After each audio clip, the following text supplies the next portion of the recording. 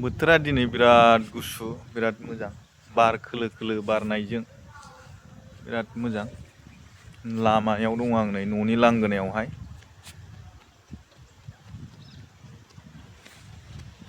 अबेहाय थांनानै फैखो नोंलाय आंजोंसो जालायबाय नोंहा अबेहाय थाङा हा अमा बेदर लायदों आयौ बेसे बुरजा लाबोखो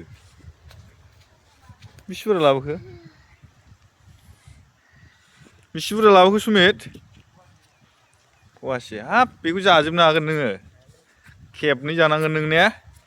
हारसिंसोखाना नङा होमबा सि सोंनो नागिरदों नै बिमामोनहा न'नि लांगोनायाव लामायाव नों रोंगौ नों सोंनो रोंगौ मानो बखो जागोन बे दा आबैजों दा जागोन बेयो जाथारगोन बे हनै बख'जोब्बाय होजाखाबायलै बे गला बे होजाखाबाय नों आबैजों हनै दाखालाम होजाबायलै बे गलालै बे जोंहा मा होनो बियादै बिराद मानि माबाथार सि सोंनायाव माबाखौनो बख'नानै खारलांबाय हनै खानाय फेहेरना होयोहाय गथ'आ बख'ना गालांबाय खम सारा गाव बख'नानै दों खारलांथारबाय मालायखौबा फैद' नै ओरै फै आयौ आथिंसो थिखोबावबाय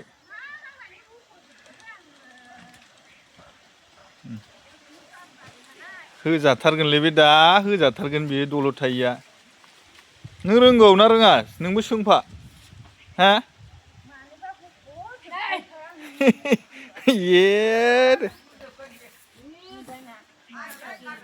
गाज्रा बावबायसो होजाथारगोन बे दा होजाथारगोन नै फोथारा जोंना गामिनि फोथारा दा बयबो इन्टारभिउनि थाखाय रेडि खालामगासिनो दं हिनजाव हौवा बयबो बिराद प्रेक्टिस खालामो गामियावहाय दा नैबे कमिउनिटि हल गामिनि फोथाराबो बावनोखा बिराद पुलिस इन्टारभिउनि मानि बयबो दा प्रिपारेसन खालामगासिनो दं जोंना माने एखेबारे मिडोलावनो आरोखि ना न'आ क्लाब खाथि स्कुल खाथि लामा जिङावनो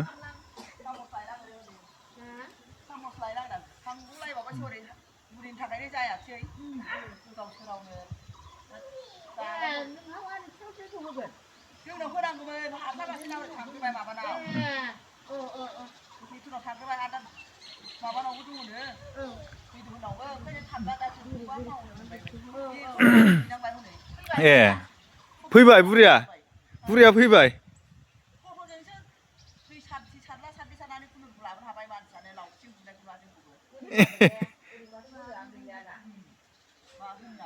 जारलासो जाला बियो बुरिनायखाय बै थिनालियाव अमा सिथारदों मानसि गेदारिं जागासिनो दं आंहा अमा गोरान दंखायो लायला आङो दाखालिनियानो दंखायो फोराननानै दोनदों आङो न'आव थाफैबाथाय बिदिनो अमा जानो लुगैनानै जाफैयो बिदिनो फोराननानै दोनो आरोना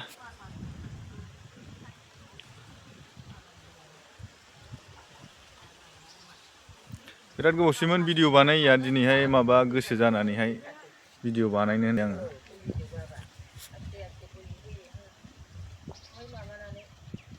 बिमामोनहा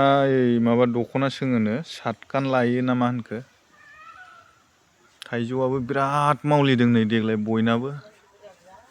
बिराद थाइजौ मावलिदों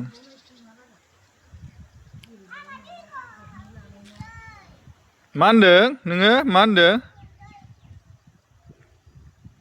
ओरै फै ओरै फै ओरै फै लामायाव फै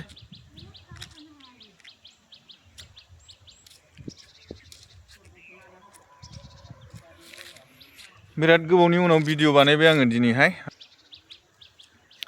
बायो आरोखि ना मालाबा मालाबा भिडिअ बानायनो बायो ओमफ्राय दिनै गोसोखांनानै बोथोराबो बिराद मोजां गुसु लामायाव दसे गसंनानै थानायखाय गोसोखांनानैहाय भिडिअ बानायनोसै होननानै दसे बानायबाय आङो स' बाय बाय लोगोफोर